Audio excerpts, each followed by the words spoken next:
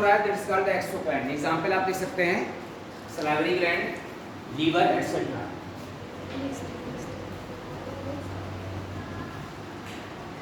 Salivary gland, liver etcetera. The Greek word है, now the second gland is the endocrine.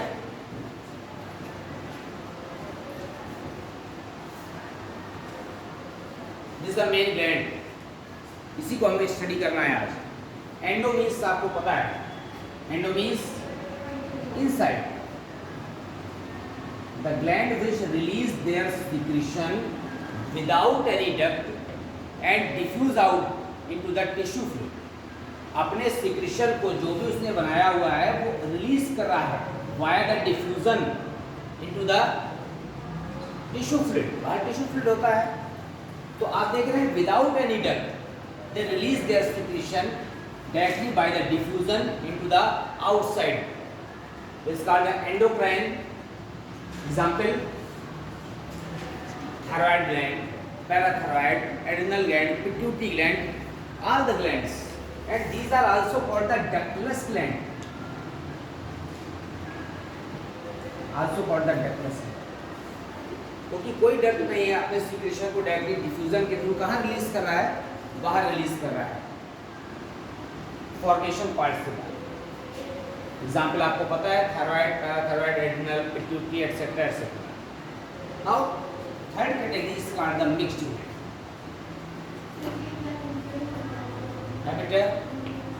जो अपने जो material का उसने फॉर्मेशन किया, निर्माण किया है, अगर उस ग्लैंड वो ग्लैंड अपने सिक्रीशन को बिना किसी डक्ट के, बिना किसी नलिका के कहाँ तक पहुँचा रही है, टारगेट तक पहुँचा रही है, आउटसाइड रिलीज कर रही है, उसे डक्टलेस कहते हैं, हिंदी में अंतःस्रावी कहते हैं। एग्जाम्पल है thyroid, parathyroid etcetera. Mixed gland, the gland which have both the characteristic feature of the exocrine as well as endocrine.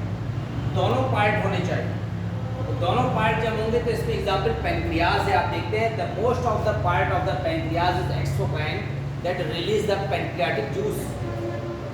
आपने अभी डाइजेशन पढ़ा है, अग्न्याशयी रस पढ़ा है। अग्न्याशयी रस, the pancreatic juice is released by the exocrine part of the pancreas.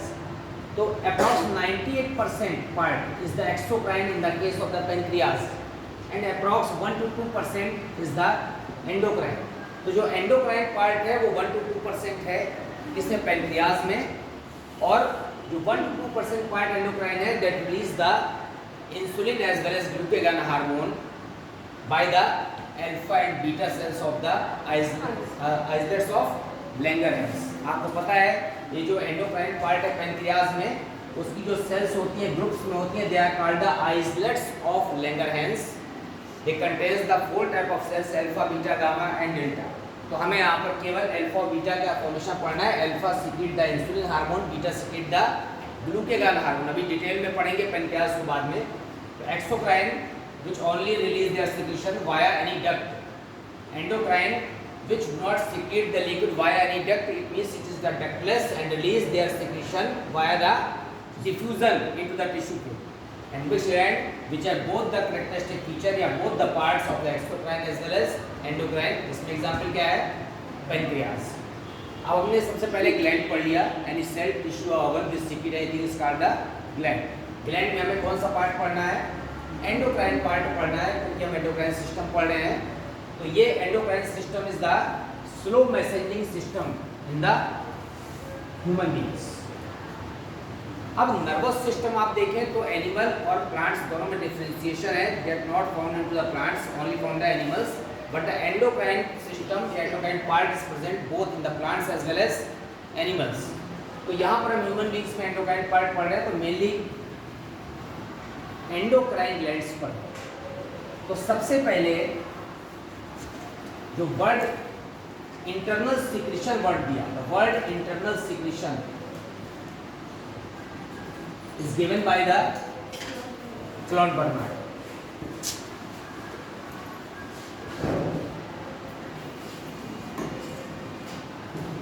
क्या वर्ड दिया था? Internal secretion. And the father of endocrinology is the Thomas Edison. क्यों फादर क्यों कहा गया इनको? Why they are called the father? Thomas Edison is the father of endocrinology. What is endocrinology? The branch in which we study the endocrine system is called the endocrinology. And the father of endocrinology is Thomas Edison. Why? सबसे पहले adrenal gland की study की, adrenal gland के secretion की study की और ये देखा गया कि उसके सिक्रीशन के एब्सेंस में कौन कौन से डिसऑर्डर्स हो जाते हैं, इसलिए कहा गया इनको फादर ऑफ एंडोक्राइनोलॉजी। सबसे पहले स्टडी किया था। और जो एंडोक्राइन पार्ट है, the various endocrine glands they secret the liquid called the hormone. जो एंडोक्राइन ग्लैंड्स लिक्विड सीक्रेट करती है that is called the end the word hormone is given bye, सबसे पहले हार्मोन वर्ड किसने दिया था? हिप्पोक्रेट्स ने दिया। The scientist Hippocrates.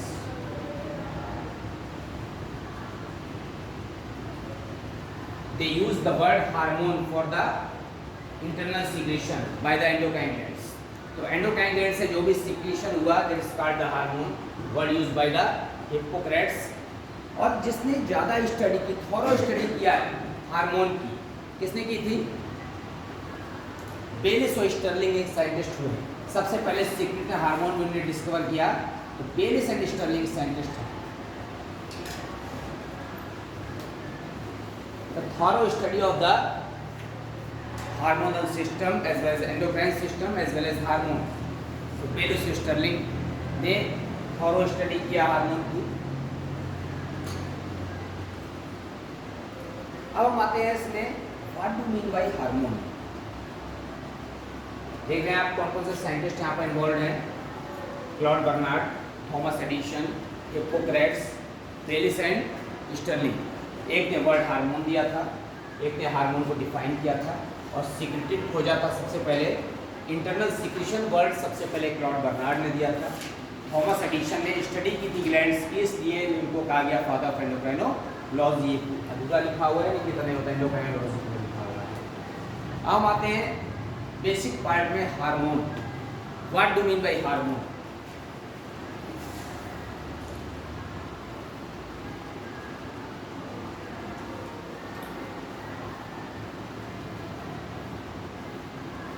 ओरिजिन क्या है इसकी? लैटिन ओरिजिन है, ग्रीक ओरिजिन है, कैसी? Yes, hormone.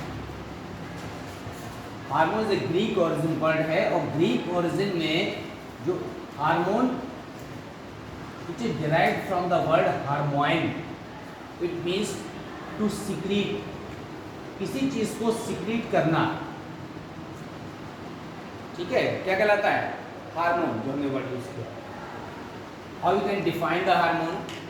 अभी मैंने आपको बताया कि ये स्लो मैसेजिंग सिस्टम एंडोक्राइन। दो तरह का मैसेजिंग सिस्टम होता है ह्यूमन बॉडी में या एनिमल बॉडी में, the nervous system as well as endocrine system. तो control and coordination neuro as well as endocrine. तो endocrine is the slow messenger system and the nervous system is the fast messenger system. तो endocrine system में जो liquid secrete हो रहा है that is called the hormone. तो hormone को हम कैसे डिफाइन करेंगे? यस, आइए क्या कर सकते हैं? देखिए हिंदी में क्या वर्ड यूज कर सकते हैं? ऐसे सक्रिय रासायनिक संदेशवाहक, क्या है? मैसेंजर है, जो उद्दीपन के फलस्वरूप उत्पन्न होते हैं। उद्दीपन में भी कौन सा हो सकता है? एक्सटर्नल और इंटरनल। जो उद्दीपन के फलस्वरूप उत्पन्न हो रहे हैं and via the tissue fluid और ब्लड या टिश्यू फ्लूइड से होकर के they goes to the target cells. कहाँ तक पहुँचते हैं? लक्ष्य तक। हमको नहीं पता कि कौन सा हार्मोन बॉडी के किस पार्ट में किस सेल द्वारा क्या हो जाएगा, यूजफुल है। इसे हम लिखते हैं they goes to the target via the blood and the tissue fluid and influence the, किसको इन्फ्लुएंस करते हैं? टारगेट को तो करते हैं डायरेक्ट पहुंच के, और किसको इन्फ्लुएंस करते हैं? Influence the body mechanism. ठीक है, शरीर की क्रियाविधि को क्या करते हैं? प्रभावित करते हैं। तो these are the active chemical messengers secreted by the external or internal stimulus, and via the blood and the tissue fluid they goes to the target cells and influence to the body mechanism. So this definition है कि अंतर या बायोदीपन के कारण secrete हो रहे हैं, ठीक, और कहाँ पहुँच रहे हैं, secreted by the endocrine glands and goes to the, कहाँ तक पहुँचा है, reaches up to the target cells via the blood or the tissue fluid and influence the body mechanism, सीधे भाई बॉडी मैकेनिज्म को इन्फ्लुएंस करता है। सिंपल डेफिनेशन है। अब अगर आप हार्मोन को डिटेल में देखते हैं तो हार्मोन बेसिकली 2 पार्ट्स में कैटेगराइज किए गए हैं। डेफिनेशन वगैरह सब लिखी है बुक में, आप बहुत परेशान हो। आप ये देखें, this the 2 categories of the hormone. कौन सी कैटेगरीज हैं? इसका अर्थ है लोकल हार्मोन एंड सेकेंडली इसका कौन सा हार्मोन है? Circulatory hormone. How do you define this the local hormone or the circulatory hormone? Local है कि circulatory है? What do you mean local and circulatory? Local hormone वो है जो मतलब एक्टिव है और बड़ी में काफी स्पेशल था वो भी करेंगे, और सर्कुलेटरी वो मतलब जो ब्लड या जो है लिम्फ में Yes, local hormone are the hormones carry out by the tissue fluid. Tissue fluid जानते हैं ना, हमारे सेल के बाहर जो लिक्विड है जिसमें हमारी सेल फ्लोट कर रही है, that's called the tissue fluid. तो ये टिश्यू फ्लूइड के थ्रू सर्कुलेट होते हैं। और आपको पता है कि टिश्यू फ्लूइड बहुत ज़्यादा सर्कुलेट तो होता नहीं है, सेल्स के आसपास का ही एरिया होता है।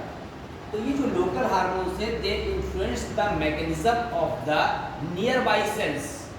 आसपास की सेल्स की मैकेनिज्म को इन्फ्लुएंस करते हैं और किससे ट्रांसपोर्ट होते हैं?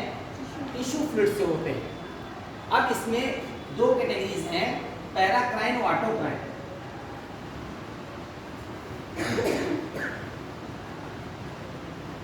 टिश्यू फ्लूइड कैटेगरी नहीं है, ये लोकल हार्मोन कैटेगरी है, paracrine and may be autocrine. Auto means होता है self, the hormone which influence the mechanism of the same cell. जिस सेल से सिक्रीट हुए हैं उसी सेल्स की बॉडी मैकेनिज्म, उसी सेल की मैकेनिज्म को इन्फ्लुएंस करते हैं, that is called the autocrine. और उन सेल्स के अलावा अगर नियर बाई सेल्स की मैकेनिज्म को भी अगर इन्फ्लुएंस कर रहे हैं, अटैक कर रहे हैं, that is called the paracrine. The hormone which influence the same cell, उसी सेल की मैकेनिज्म को इन्फ्लुएंस कर रहे हैं, दैट इज ऑटोक्राइन। और अगर नियर बाई आसपास की ग्रुप ऑफ सेल्स को इन्फ्लुएंस कर रहे हैं, that is called the paracrine. Both are local hormone carry out by the tissue fluid. ठीक है, कोई एग्जांपल बता सकता है लोकल हार्मोन का? है बेटे?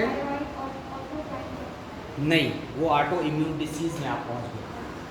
ठीक है, अभी हम क्या पढ़ रहे हैं? लोकल हार्मोन पढ़ रहे हैं। ऑटोक्राइन और paracrine is the type of cells which influence. तो अभी हम लोकल हार्मोन जो देख रहे हैं इसमें एग्जांपल बताया, कोई name any local hormone.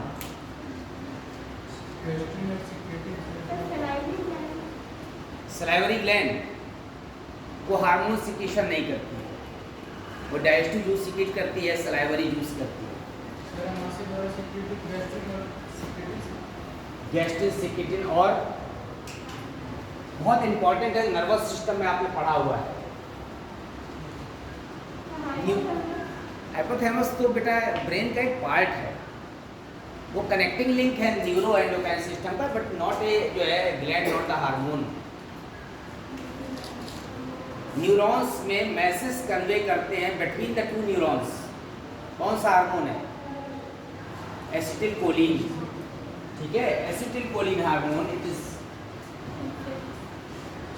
Is the local hormone as well as the dopamine. It is also the amino acid derivative. It is also the local hormone as well as prostaglandins। नाम सुना है? कहाँ सुना है? अभी सुना है आपने कुछ दिन पहले।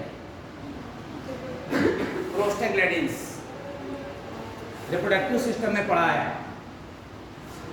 रिप्रोडक्टिव सिस्टम में सेमिनल वेसिकल से सिक्रीट हो रहा था जो सीमेन का एक पार्ट बनाया था प्रोस्टाग्लैंडिन सेमिनोजेनिन, तो ये जो प्रोस्टाग्लैंडिन है दिस इज आल्सो द क्या है लोकल हार्मोन, और है क्या ये लिपिड डेरिवेटिव है prostaglandins, local hormone not categorized into the autocrine and paracrine. तो चूंकि यहाँ पर अगर न्यूरॉन भी एक सेल है, समझ रहे हैं आप, अगर न्यूरॉन में बिटवीन द टू न्यूरॉन्स है तो कौन सा हो गया पैराकाइन, तो इसमें most of the local hormone is of paracrine not the autocrine. तो एसिटिलकोलिन है, डोपामीन है, प्रोस्टाग्लैंडिन्स है, these are all the local hormones as well as the pheromones भी कुछ लोग उस कैटेगरी में लगते हैं, लेकिन लोकल हार्मोन ही है।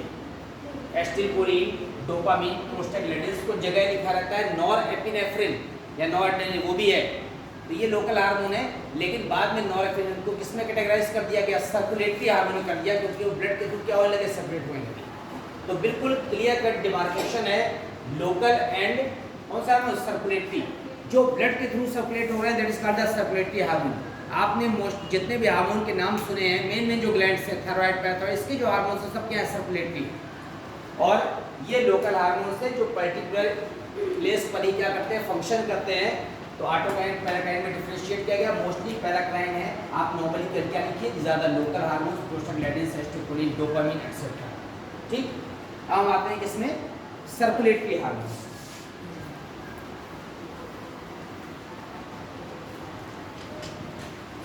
नॉर्मली जो एंडोक्राइन ग्लैंड्स हम पढ़ते हैं उसमें जो हार्मोन रिलीज हो रहे हैं that is called the circulatory hormones, because they are circulated throughout the body via the blood. Blood circulation से होकर पूरी बॉडी में क्या कर रहे हैं सर्कुलेट कर रहे हैं, so they are also called the circulatory hormones. अब पहले हम सिमिलरिटी पढ़ लें यहाँ पर specificity of the hormones, hormone के स्पेशल फीचर्स क्या हैं। तो अगर आप देखें यहाँ पर कि हार्मोन वर्सेस एंजाइम, जैसे हम मैच देखते हैं ना उसमें वर्सेस लिख देते हैं, वर्सेस का मतलब होता है इनके बीच में, तो क्या सिमिलरिटीज है और क्या डिफरेंशिएशन है या डिफरेंसेस है, दोनों अगर देख लें तो हार्मोन वर्सेस एंजाइम में hormones are synthesized by only the endocrine glands while the enzymes are secreted by all the body cells. ठीक, कुछ लिखना नहीं आता, सारी केवल एंडोक्राइन ग्लैंड से क्या हो रहे हैं सिंथेसाइज हो रहे हैं, सीक्रेट हो रहे हैं, वो सारी ग्लैंड से हो रहे हैं। ये क्या है, these are low molecular weight compounds. Molecular weight क्या होता है, कम होता है। एंजाइम्स में भी आपने पढ़ा कुछ दिन पहले हाई मॉलिक्यूलर वेट होता है। They are always proteinaceous in nature, but hormones में भी lipid derivative, amino acid derivative, protein derivative, किसी भी कुछ कंडीशन में कार्बोहाइड्रेट के फॉर्म में भी हो सकते हैं। तो may be lipid derivative, may be proteinaceous in nature, may be carbohydrate in nature. तो तीनों नेचर के हो सकते हैं, कार्बोहाइड्रेट भी, लिपिड भी, प्रोटीन, मेनली प्रोटीन और लिपिड नेचर के होते हैं, जबकि enzyme are always protein nature. ठीक, और बताइए hormones are used by the body, और एंजाइम्स में आपने पढ़ा था they are recovered after the reaction, reaction के बाद फिर से क्या हो जाते हैं एज इट इज रिकवर हो जाते हैं, लेकिन हार्मोन्स क्या हो जाते हैं यूज हो जाते हैं। अब एक और सिमिलरिटी है यहाँ पर ही, तो आप डिफरेंस आ गया उसमें, एक सिमिलरिटी है कि दोनों बहुत लिटिल अमाउंट में सीक्रेट होते हैं, चाहे हार्मोन हो या एंजाइम हो, वेरी लिटिल अमाउंट में सीक्रेशन होता है हार्मोन का। अगर हार्मोन टारगेट तक नहीं पहुँचा, ठीक है, आपने कभी पढ़ा है जैसे हार्मोन रिलीज हुआ, हमारी टारगेट सेल ने उसको क्या कर लिया बॉडी में एब्जॉर्ब कर लिया। अगर टारगेट सेल में बॉडी ने एब्जॉर्ब नहीं किया तो फिर हार्मोन का क्या होगा, what is the fate of future, क्या है हार्मोन का। जो हार्मोन रिलीज हो गया है ब्लड के थ्रू पूरी बॉडी में, अगर उसका यूटिलाइजेशन नहीं हुआ या ओवर सिक्रीशन हो रहा है, तो जितना यूज है बॉडी में उतना बॉडी ने यूज कर लिया, बाकी हार्मोन का क्या होता है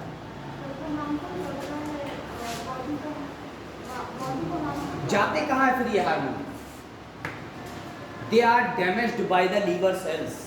ऑल द एक्स्ट्रा हार्मोन्स, जो एक्स्ट्रा पार्ट होता है हार्मोन्स का, अगर वो अनयूटिलाइज्ड हो गया, यूटिलाइज नहीं हो रहा है, तो हमारी लीवर सेल्स उसको कंटिन्यू क्या करती है डिसइंटीग्रेट करती है, डैमेज करती रहती है, और बाइल जूस के फॉर्म में निकालती रहती है, बाहर निकलती है। तो हार्मोन्स बहुत माइन्यूट अमाउंट में रिलीज होते हैं, एंडोक्राइन पार्ट से रिलीज होते हैं, कार्बोहाइड्रेट, लिपिड या प्रोटीनेशियस नेचर के हो सकते हैं। इसके अलावा क्या करते हैं वो बॉडी रिएक्शंस में यूज हो जाते हैं। अब एक डिफरेंस बताइए, मेन डिफरेंस। तो एक तो डिफरेंस हो गया प्रोटीन नेचर का, ये मे बी कार्बन में भी लिपिड में भी प्रोटीन नेचर का। एक very important difference between the hormone and enzyme.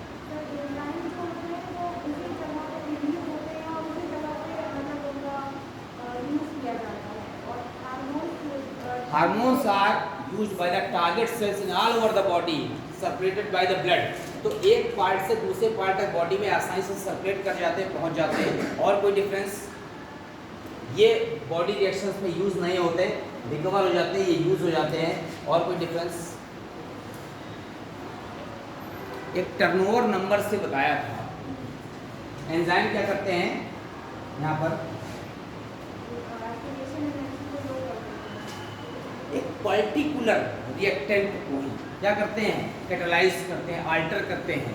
इसका मतलब है यहाँ पर जो हमारी मेटाबॉलिक एक्टिविटीज़ हैं, उस मेटाबॉलिक एक्टिविटीज़ में जो enzyme are the highly specific for the reaction as well as for the substrate, they are not highly specific. Hormone इतना हाईली स्पेसिफिक नहीं होता है, जबकि ये एंजाइम जो होता है क्या होता है, हाईली स्पेसिफिक होता है।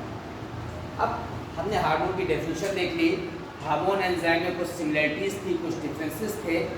अब यहाँ पर आता है यहाँ पर कैटेगराइजेशन ऑफ हार्मोन। पहले कैटेगराइजेशन कर दिया यहाँ पर लोकल और इसके बेस पर सर्कुलेटरी। अब जो मेनली सर्कुलेटरी हार्मोन है, उस सर्कुलेटरी हार्मोन को बायोमोलिक्यूल्स के बेसिस पर अगर कैटेगराइज कर दें, ठीक है, कि किसके डेरिवेटिव्स हैं, तो हार्मोन्स जो होते हैं mostly, enzymes are mostly proteins या मेनली प्रोटीन्स। तो hormones are water soluble as well as fat soluble. Some hormones are water soluble, some hormones are fat soluble. तो हार्मोन जो होते हैं, कुछ हार्मोन वाटर soluble भी होते हैं, कुछ फैट soluble भी होते हैं। इसका मतलब है कि वाटर में भी डिकम्प हो सकते हैं, डिजोल्व हो सकते हैं। तो इस कैटेगरीज के बेस पर हार्मोन को इसने 4 कैटेगरी में डिवाइड कर दिया। The categorization of the hormones is the पहला proteinaceous nature, basic protein nature का है अगर हार्मोन। तो इसमें एग्जाम्पल क्या है आपका, केवल प्रोटीनेशियस नेचर का। एक तो आपका पैंक्रियाज, आइसलेट्स ऑफ लैंगरेंस में अल्फा बीटा सेल्स, ठीक है। और बताइए,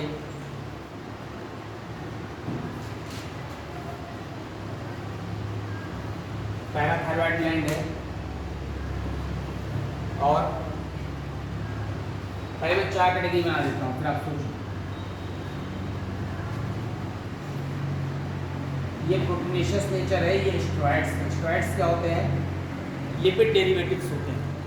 क्या होते हैं, लिपिड डेरिवेटिव्स होते हैं। आपने अगर लिपिड में नाम सुना हो, सिंपल लिपिड, कॉम्प्लेक्स लिपिड और कंजुगेटेड लिपिड, तो ये लिपिड डेरिवेटिव्स है। इसमें स्टेरॉइड्स का एग्जाम्पल क्या है, कोलेस्ट्रॉल आता है, ये स्टेरॉइड लिपिड डेरिवेटिव्स। तीसरे पार्ट में हम आते हैं एमिनो एसिड डेरिवेटिव, और चौथा पार्ट है यहाँ पर fatty acid derivative. Fatty acid derivatives.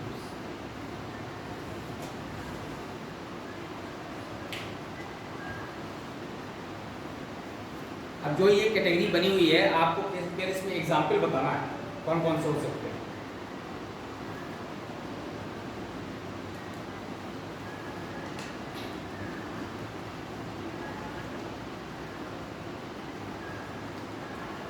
pancreas, parathyroid as well as pituitary. Pituitary is also called the master gland. ठीक, जो प्रोटीनेशियस नेचर के होते हैं, दैट इज वाटर सॉल्युबल। कैसे होते हैं, वाटर सॉल्युबल होते हैं। मेनली एक्टोडर्मल नेचर के होते हैं, as well as endodermal origin भी हो सकती है।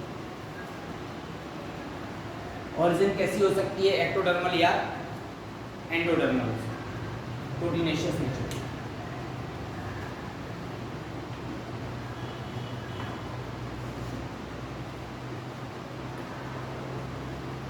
ठीक है, स्टेरॉइड्स बताइए क्या होता है।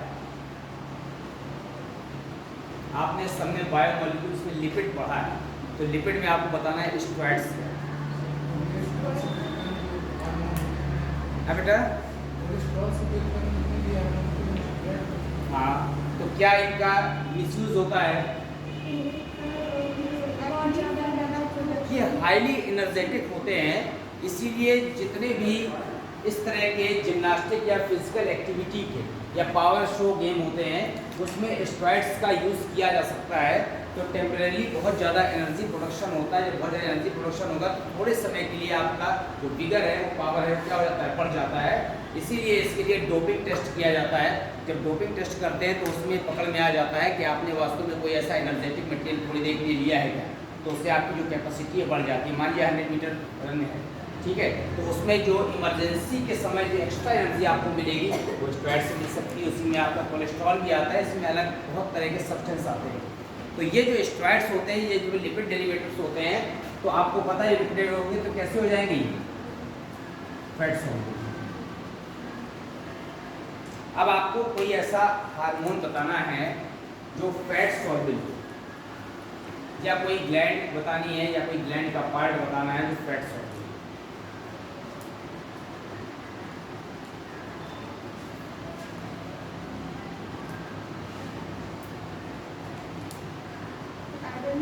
एड्रिनल ग्लैंड में कौन सा पार्ट? कॉर्टेक्स की मेडुला,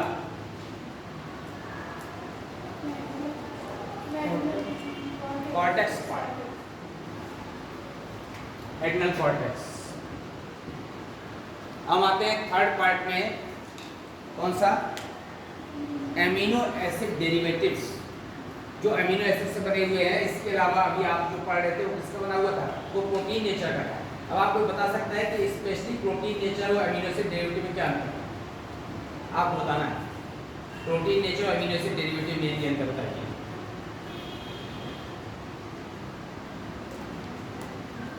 अरे अमीनो एसिड उसकी क्या है, यूनिट है। तो डेरिवेटिव क्या होगा? जब एक अमीनो एसिड दूसरे अमीनो एसिड में कन्वर्ट हो रहा है तो उसमें जो कौन से कंपाउंड बन रहे हैं? इंटरमीडिएट कंपाउंड बन रहे हैं, that is amino acid derivative. इसमें आपका एड्रिनल मेडुला है एज वेल एज थायराइड में। These are the water soluble. अब थायराइड ग्लैंड में जो सिक्रीशन होता है उसमें कुछ वाटर सॉल्युबल हार्मोन भी है, कुछ फैट सॉल्युबल भी है। लेकिन उसको चूंकि यहाँ पर हमने एमिनो एसिड डेरिवेटिव के रूप में रखा है, इसलिए यहाँ पर इसको लिख दिया है। एड्रिनल मेडुला के हार्मोन है, और कौन से हैं? थायराइड में। चौथा आता है यहाँ पर फैटी एसिड डेरिवेटिव। ये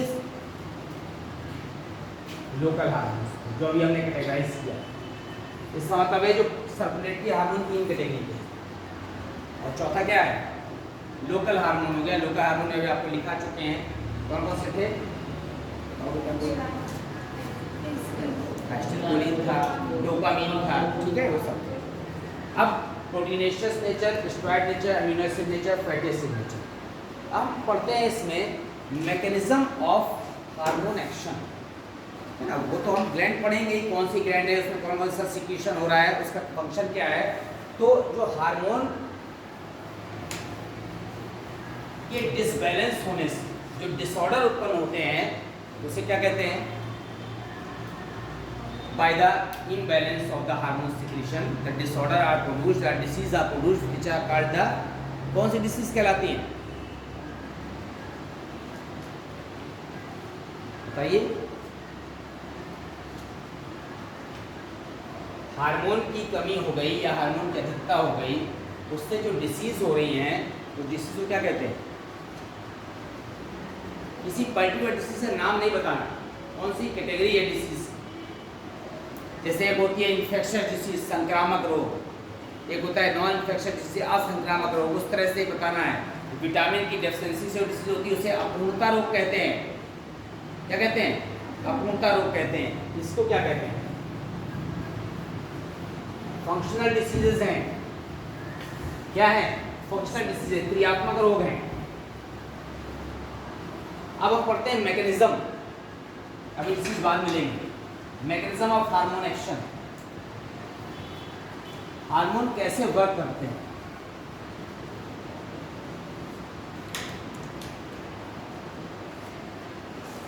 हार्मोन का जो फंक्शन है, मैकेनिज्म है, उसको 3 कैटेगरी को बांटा गया है कि हार्मोन कैसे वर्क करते हैं। मार्कर चल रहा है।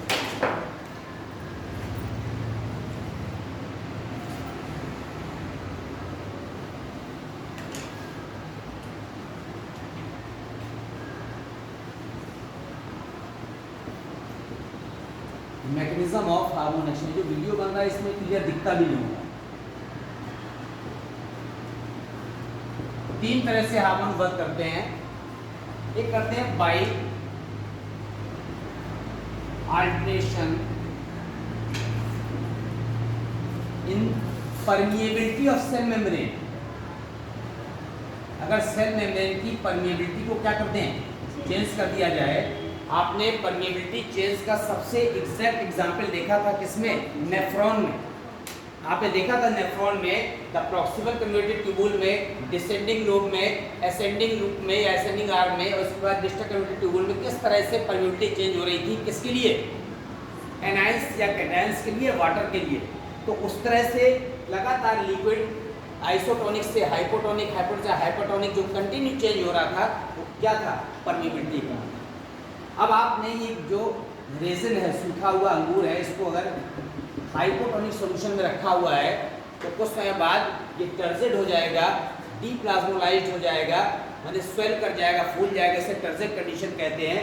और ये जो प्रोसेस कहलाएगी एंडोस्मोसिस कहलाएगी। वास्तव में किस कारण से हो रहा है, due to the permeability of the cell membrane. तो सेल मेम्ब्रेन की परमिएबिलिटी को अगर चेंज किया जा रहा है तो वो है बाय अल्टरेशन परमिएबिलिटी। एक तो ये हार्मोन का फंक्शन है। तो सेल मेम्ब्रेन की परमिएबिलिटी को कैसे चेंज कर सकते हैं, there are the various ion channels are present in the cell membrane. बहुत सारे आयन चैनल्स होते हैं सेल मेम्ब्रेन में। जैसे कोई हार्मोन पहुंचता है तो hormones are captured by the target cells. Target का मतलब है जहां पर आवश्यकता है, वो टारगेट सेल्स हैं। टारगेट सेल्स में जो सेल मेम्ब्रेन होती है उसमें बहुत सारे आयन चैनल्स होते हैं, और ये जो है ग्लाइकोप्रोटीनेशियस नेचर के भी हो सकते हैं। और ये क्या करते हैं, इसमें हार्मोन को अपने में कलेक्ट कर लेते हैं, अपने में एब्जॉर्ब कर लेते हैं, जिससे कारण से उसकी परमिएबिलिटी बदल जाती है। आपने सोडियम पोटेशियम पंप पढ़ा है, तो किस तरह से परमिएबिलिटी बदलती है बाय आयन के एक्सचेंज के कारण। तो उस परमिएबिलिटी के चेंज होने के कारण हार्मोन क्या करता है, फंक्शन करता है। तो बाय अल्टरेशन परमिएबिलिटी हो जाएगा। जो इसमें जो second part, by the formation of second messengers, by second messengers, ये ज़्यादा इंपॉर्टेंट है। अब देखिए मैसेंजर सिस्टम तो है ही है, एंडोक्राइन सिस्टम क्या है, मैसेंजिंग सिस्टम है। अब इसमें कह रहा है बाय सेकेंड मैसेंजर्स, द्वितीयक संदेशवाहक। एक होता है प्राइमरी मैसेंजर, तो जो हार्मोन आ रहा है सेल मेम्ब्रेन तक वो क्या है, प्राइमरी मैसेंजर है। जब टारगेट सेल की जो मेम्ब्रेन, टारगेट सेल की जो मेम्ब्रेन है, उस मेम्ब्रेन में जो ग्लाइकोप्रोटीन है या ट्रांस मेम्ब्रेन प्रोटीन है, वो ट्रांस मेम्ब्रेन प्रोटीन इस हार्मोन को एब्जॉर्ब कर रही है, और उसके अंदर जो साइक्लिक चेंज हो रहा है उसके फलस्वरूप सेकेंडरी मैसेंजर बन रहा है। तो सेकेंडरी में, या सेकेंड की जगह सेकेंडरी लिख सकते हैं, जो सेकेंडरी मैसेंजर बन रहे हैं ये बॉडी सेल्स की फिजियोलॉजी को, मैकेनिज्म को क्या कर रहे हैं, इन्फ्लुएंस कर रहे हैं। तो बाय द सेकेंडरी मैसेंजर कैसे कर रहे हैं, इस पार्ट में जैसे ही कोई हार्मोन है, ये हार्मोन टारगेट सेल तक आता है। जो टारगेट सेल्स होती हैं, उस टारगेट सेल्स की जो सेल मेम्ब्रेन है उसमें जो प्रोटीन होती है इसका ट्रांस मेम्ब्रेन,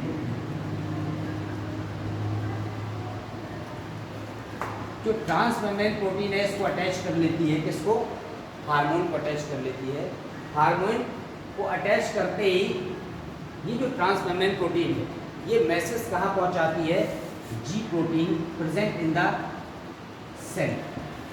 हमारे सेल के अंदर एक जी प्रोटीन होती है, G protein on the cell के अंदर एक पहले से एक एंजाइम होता है, एक कंपाउंड होता है एडिनाइलेट। जैसे ही यहाँ पर जी प्रोटीन सेल के अंदर बनती है, एडिनाइलेट को क्या करती है, इन्फ्लुएंस करती है। और जैसे इन्फ्लुएंस करती है तो एटीपी की प्रेजेंस में, किसकी प्रेजेंस में, एटीपी और मैग्नीशियम आयन की प्रेजेंस में, दोनों की प्रेजेंस में यहाँ पर बनता है साइक्लिक एएनपी।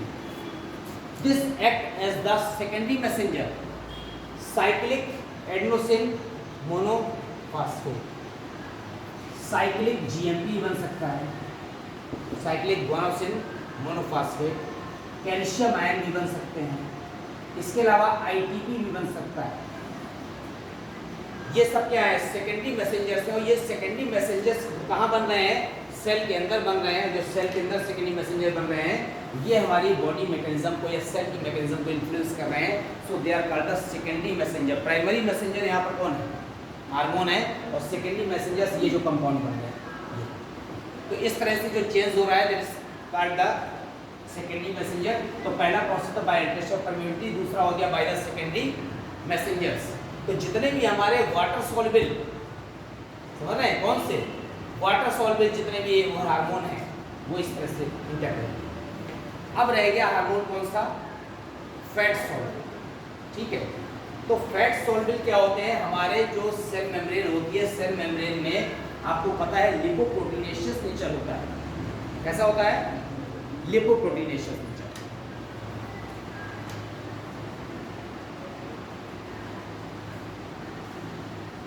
तीसरी कैटेगरी में आते हैं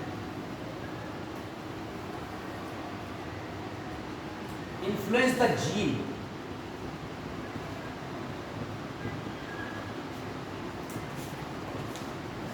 जो भी यहाँ पर कैसे हैं लिपिड सॉल्युबल हमारे हार्मोन, लिपिड सॉल्युबल हार्मोन हमारी सेल तक एंटर करते हैं और उसमें डिसॉल्व हो जाते हैं, क्योंकि लिपोप्रोटीनेशियस नेचर का हमारा क्या होता है? सेल मेम्ब्रेन होता है।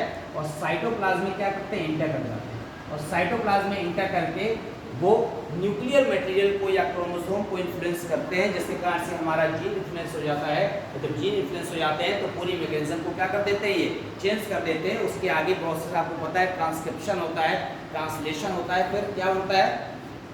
सबसे पहले क्या होगा? ट्रांसक्रिप्शन, फिर क्या बनेगा? ट्रांसलेशन। तो प्रोटीनेशियस नेचर चेंज हो जाएगा। तो ये जीन को इन्फ्लुएंस कर सकते हैं। तो कौन से होंगे? Fat soluble hormone. अगर सेकेंडरी मैसेजेस बना करके इन्फ्लुएंस कर रहे हैं तो कैसे होंगे? वाटर सॉल्युबल होंगे। ठीक। और लोकल हार्मोन्स आपको पता है अलग कैटेगरी है। तो ये है mechanism of hormone action. Hormone कैसे वर्क करते हैं? हमारी परमिबिलिटी को चेंज कर सकते हैं, सेकेंडरी मैसेंजर्स के रूप में सेल के अंदर जाकर उनको इन्फ्लुएंस कर सकते हैं, या डायरेक्टली जीन को क्या कर सकते हैं? इन्फ्लुएंस कर सकते हैं। हम आते हैं किसमें? Endocrine glands. हमारी बॉडी में जो वेरियस एंडोक्राइन ग्लैंड्स हैं उसमें जो लार्जेस्ट ग्लैंड है वो कौन सी है? थायराइड है। लार्जेस्ट एंडोक्राइन ग्लैंड, हम एंडोक्राइन सिस्टम पढ़ रहे हैं। लार्जेस्ट ग्लैंड तो लीवर है, लेकिन क्या पढ़ रहे हैं? एंडोक्राइन पढ़ रहे हैं, जिसका थायराइड है। This are largest endocrine gland of the body. कहाँ प्रेजेंट होती है?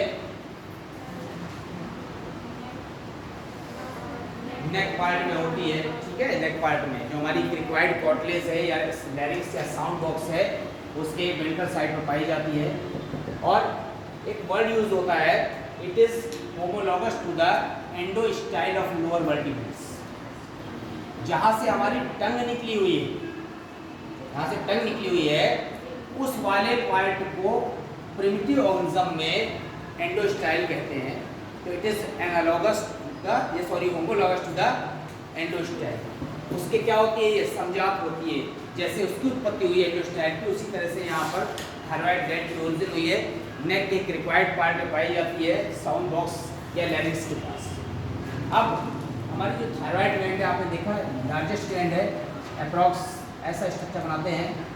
वो स्ट्रक्चर नहीं बनाना है आपको।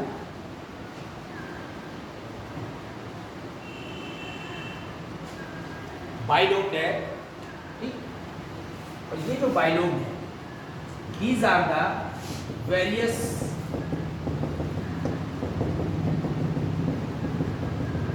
lobules of the thyroid gland।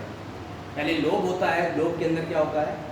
Lobules होता है। ठीक है, तो लोब्यूल्स हैं, वहाँ पर जो मेन हार्मोन बनता है iodine rich hormone, that is called the ट्राईआयोडो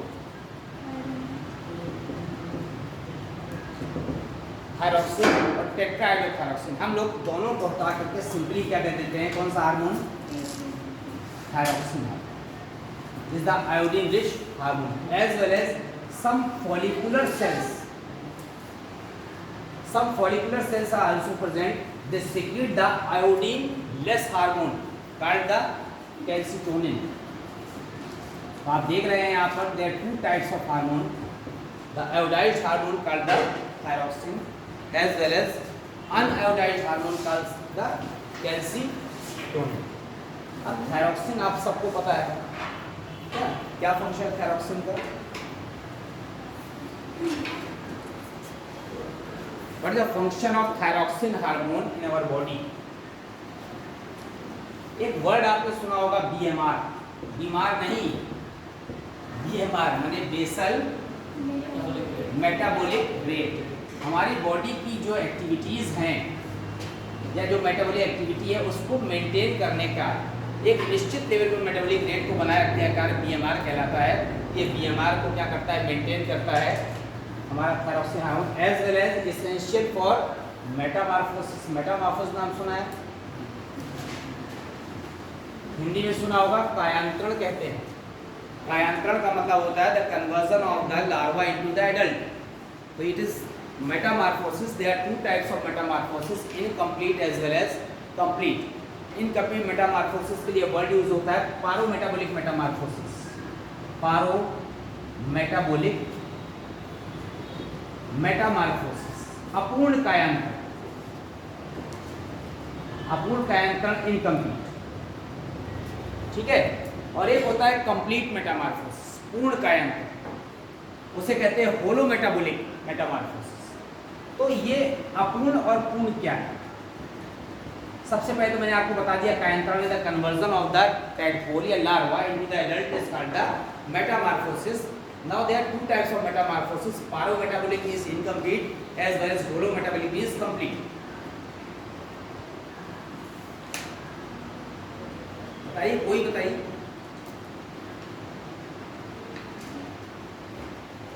आप एक चीज समझ लीजिए, ह्यूमन बींग्स में हमारे जो इन्फेंट्स होते हैं उसमें सारे ऑर्गन पहले से डेवलप होते हैं, देयर इज नो मेटामॉर्फोसिस, कायांतरण होता ही नहीं, ठीक है। फिर अगर आप आते हैं हाउस फ्लाई में या मॉस्किटो में, उसका आप लार्वा देखिए, ठीक है, एम्ब्रियोनिक स्टेज देखिए, उसका साइज नहीं, उसका shape is totally different from the adult, पूरी तरह से एडल्ट से डिफरेंट होता है। यही तरह से फ्रॉग में भी होता है, जो उसका टेडपोल होता है उसमें जो है लार्वा में क्या होती है, पूंछ होती है। तो उसमें स्पेशली अगर आप इसमें देखें, मॉस्किटो में देखते हैं या हाउस फ्लाई में देखते हैं, तो उसका जो एम्ब्रियोनिक स्टेज होती है वो पूरी तरह से डिफरेंट होती है एडल्ट से। तो इस कॉल्ड होलो मेटाबॉलिक मेटामॉर्फोसिस, पूर्ण कायांतरण, पूरी तरह से शेप क्या हो गया, बदल गया। साइज तो बढ़ेगा, इस साइज नहीं बदला, तो साइज तो सामान्य बात है कि ग्रोथ होगी तो बढ़ेगा। पारोमेटाबॉलिक माने इनकम्प्लीट मेटामॉर्फोसिस पाई जाती है काकरोच में। काकरोच का जो निम्फ होता है it is slightly different from the adult, adult से थोड़ा सा डिफरेंट होता है। ऐसा नहीं होता कि आप उसके इन्फेंट को या देख लें, एम्ब्रियोनिक स्टेज को या लार्वा को देख लें तो आपको लगेगा कि ये काकरोच नहीं, काकरोच ही लगेगा। लेकिन धीमे धीमे धीमे थोड़ी थोड़ी मेटामॉर्फोसिस होती रहेगी 5 to 6 टाइम्स, और जैसे जैसे उसका क्या होगा, मोल्टिंग होगी, त्वक पतन कहते हैं, निर्मोचन, तो उसमें जो है स्लाइटली चेंज आएगा और वो एडल्ट में कन्वर्ट हो जाएगा, जिसका अर्थ पारोमेटाबॉलिक, अपूर्ण कहना, ठीक। तो ये मेटामॉर्फोसिस के लिए भी रिस्पॉन्सिबल है, बीएमआर को बनाए रखता है, ठीक। हमारी बॉडी की जो टेम्पर है उसको कंट्रोल रखता है। टेम्पर माने पूरी बॉडी का क्या होना, अरे जो एग्रेसिवनेस होती है, ठीक है, जैसे इसकी मात्रा बढ़ती है तो कहते हैं व्यक्ति की ज़्यादा चिड़चिड़ा हो गया, तो टेम्पर क्या होता है, हाई हो जाता है। कहते हैं टेम्पर, टेम्पर में टेम्परेचर नहीं, इन ऑल टोटल को टेम्पर कहते हैं। तो आप देख रहे हैं मेटामॉर्फोसिस मेन लिए बेसल मेटाबॉलिक रेट है। अगर थायरॉक्सिन हार्मोन ना हो तो ये सारे फंक्शन रुक जाएंगे, मेटामॉर्फोसिस नहीं होगा। ह्यूमन बीइंग्स में मेटामॉर्फोसिस होता ही नहीं है, कायांतरण, क्योंकि हम यहाँ पर एनिमल फिजियोलॉजी पढ़ रहे हैं, इसलिए और एनिमल्स को भी साथ में लेकर पढ़ रहे हैं, ठीक है। तो मेटामॉर्फोसिस जो है कायांतरण, तो वो रुक जाएगा। एक यहाँ पर उत्तरी अमेरिका में एक एम्बायोस्टोमा नाम नाम है ambystoma. It is the amphibian, उभयचर है। तो एम्बाइस्टोमा का जो लार्वा होता है that is called axolotl larva. Due to the deficiency of the iodine in the soil there is less formation of the thyroxine hormone, so the axolotl larva remain in the larval stage throughout the life in the case of the एम्बाइस्टोमा। तो पूरे जीवन भर चूंकि iodine की कमी होती है वहाँ सॉइल में, तो थायरॉक्सिन हार्मोन नहीं बनता। तो थायरॉक्सिन हार्मोन नहीं बनता तो एम्बाइस्टोमा जो एम्फीबिया है, इसका जो लार्वा होता है वो लार्वल स्टेज में थ्रू आउट लाइफ रहता है। It can not be converted into the adult due to the deficiency of the thyroxine hormone. This process called the neoteny. ठीक है, न्यूटिनी क्या है?